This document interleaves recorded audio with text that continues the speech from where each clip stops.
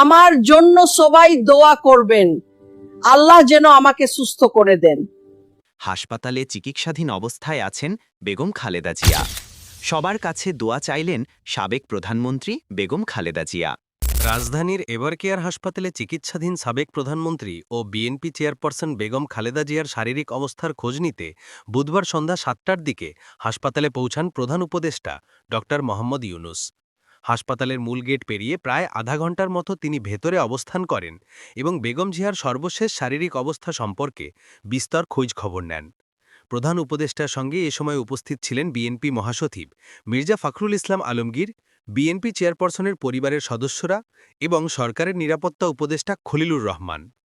বেগম জিয়ার চিকিৎসার সঙ্গে যুক্ত মেডিকেল টিম প্রধান উপদেষ্টাকে বিস্তারিত ব্রিফ করেন। তারা জানান, যুক্তরাষ্ট্রের মাউন্ট সিনাই ও জনস হপকিন্স হাসপাতালের বিশেষজ্ঞ চিকিৎসক সহ যুক্তরাজ্য, চীন ও আরও কয়েকটি দেশের চিকিৎসকের পরামর্শে বেগম জিয়ার চিকিৎসা চলছে। ব্রিফিং শেষে ড মোহাম্মদ ইউনুস বেগম খালেদা জিয়ার দ্রুত আরোগ্য কামনা করেন এবং তার পরিবার ও বিএনপি নেতাকর্মীদের প্রতি ধৈর্য ও মনোবল ধরে রাখার আহ্বান জানান। তিনি আরও আশ্বাস দেন যে সরকারের পক্ষ থেকে বেগম জিয়ার চিকিৎসায় প্রয়োজনীয় সব ধরনের সহযোগিতা অব্যাহত থাকবে। এদিকে বুধবার রাতেই চীনের ৪ সদস্যের একটি বিশেষ মেডিকেল টিম হাসপাতালে এসে যোগ দেয়। তাদের সঙ্গে ছিলেন ঢাকায় নিযুক্ত চীনা রাষ্ট্রদূত।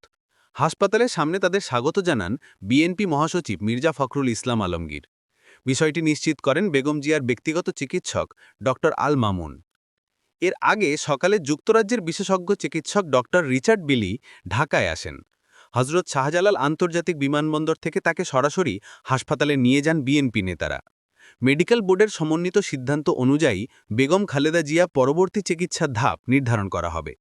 তার উন্নত চিকিৎসার জন্য বিদেশে নেওয়া যাবে কিনা সে সিদ্ধান্ত জানাবে বোর্ড। হাসপাতালের ভেতরে নিরাপত্তা জোরদার করা হয়েছে।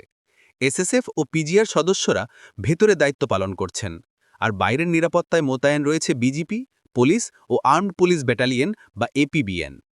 MD news, Dhaka.